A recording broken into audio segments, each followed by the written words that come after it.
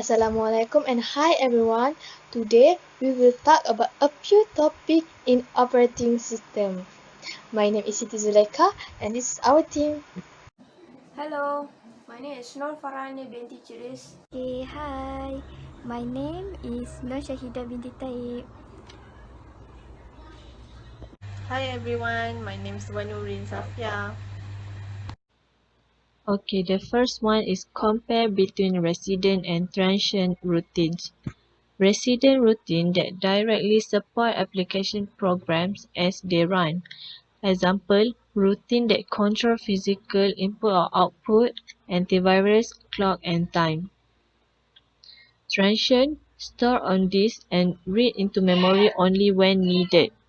Example, routine that format disk, any program, software, application, web browser.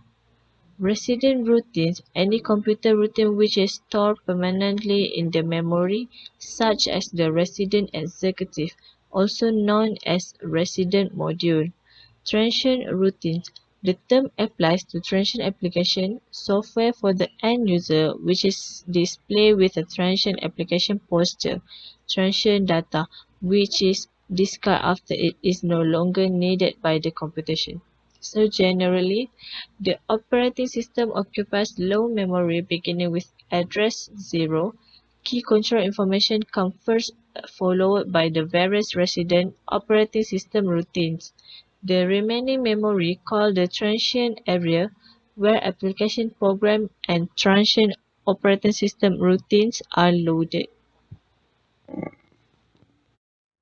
Hi, I'm Siti Zulaika Azizi, and now I will talk about cache memory and virtual memory.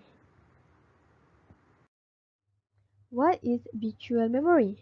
Virtual memory is not exactly a physical memory of a computer.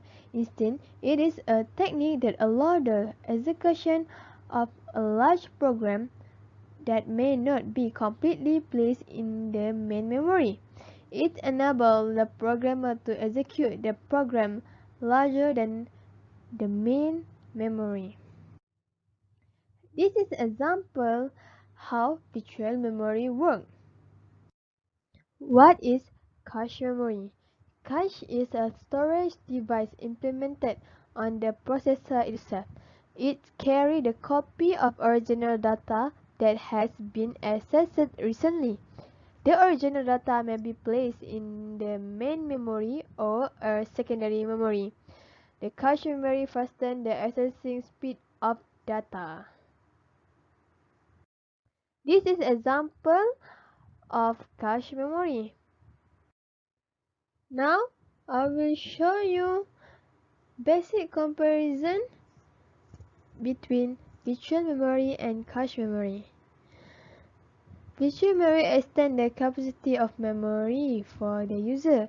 Meanwhile, cache memory fastens the data accessing speed of CPU. A natural comparison, virtual memory is a technique and cache memory is a storage unit. And they have different function, which is virtual memory allows executing of the program that is larger than main memory, and cache memory store the copy of original data that has been recently used. In memory management, virtual memory is managed by the operating system. Meanwhile, cache memory is fully managed by the hardware. The size in virtual memory is far larger than cache memory. Cache memory has bound size. In mapping, virtual memory required mapping structure to map virtual address to physical address. In cache memory, no mapping structure are required as such in the cache memory. As a summarize, cache is a memory storage unit whereas the virtual memory is a technique. Virtual memory enables the execution of the program, the larger than the main memory.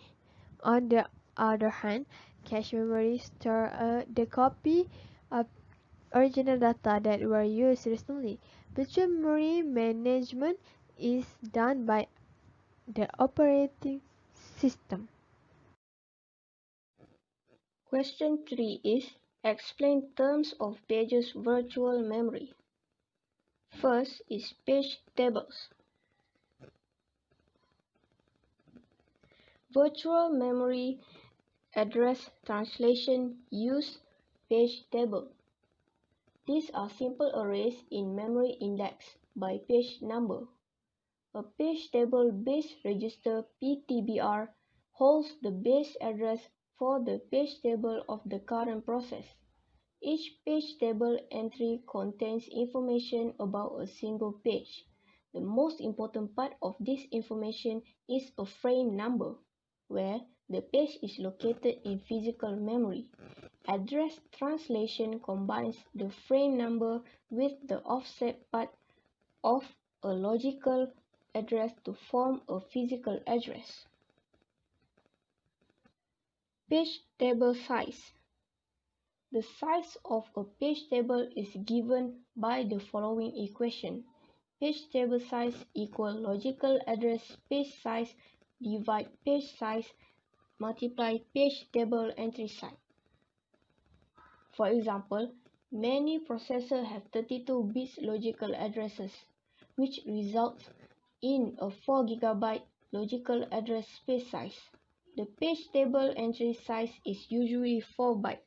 If the page size is 4 kilobytes, then the page table size is equal 4 GB, which is logical address space size, divide 4 kilobytes, which is page size, multiply 4 bytes, which is page table entry size, equal to 4 megabytes. This is excessive, especially on a processor that is running hundreds or even thousands of processes. About 15 years ago, many introductory programming classes had all students running their programs on a mainframe computer. Imagine, perhaps 400 students running Hello World program, each using 4 megabytes just for page tables. Most processors use multi-level page tables to reduce the size of page table for small programs. Benefits of page table. The initial purpose of virtual memory was creating a transparent view of a large address space supported by a small physical memory. Today, that is not as important as advantages in process and memory management by the operating system. It provides an independent address space for each process, which simplifies memory management and loading. Hi guys, today I want to explain terms of page virtual memory. This question dynamic address translation. Let's see what about the dynamic address translation. We can see that is the process of translation of virtual address during a storage reference into the corresponding real address. If the virtual address is already in central storage, that process may be accelerated through the use of a translation loop-side buffer. If the virtual address is not in central storage, a page fault interrupts occurs is notified and bring the page in from auxiliary storage. Let's see what about the page and offset. Firstly, page. Since the entire possible address space is divided up into regular size space, every possible address resided within a page. The page component of the virtual address as an index into the page table. Second, the offset. offset. Okay, the last bit of the virtual address are called the offset, which is the location difference between the byte address you want and the start of the page. You require a now bit in the offset to be able to get to any byte in the page. Okay, let's see an example. Okay, a computer uses 32 byte address. The computer uses page vector memory with 4K byte page. Okay, so we calculate the number of bits in the page number and offset field of a logical address. Okay, answer for example, since there are 4K bytes in a cache block, the offset field must contain 12 bits. Okay, 2 power 12 equal 4K. The remaining 20 bits are page number bits. Thus, this logical address is decomposed as shown below. Okay, this table you can see the 32 bit for computer user and 20 bit for page number and 12 bit for offset. Okay, that's all. Thank you for watching. The third term is paging supervisor.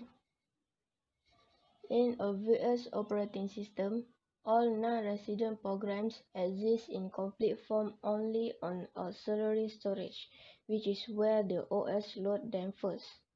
The total virtual storage size of all executing programs usually exceeds the size of the real storage of the computer.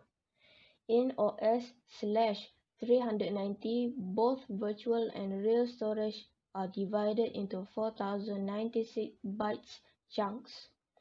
The chunks are called pages on auxiliary storage and page frames in real RAM. Paging is the name of the mechanism used to maintain the contents of real memory. When a program is first loaded, it is copied into contiguous virtual storage pages on auxiliary storage, not into the real storage page frame in RAM. From that initial DAS storage location, a page is copied as needed into a real storage page frame by the OS/390 paging supervisor. Thank you.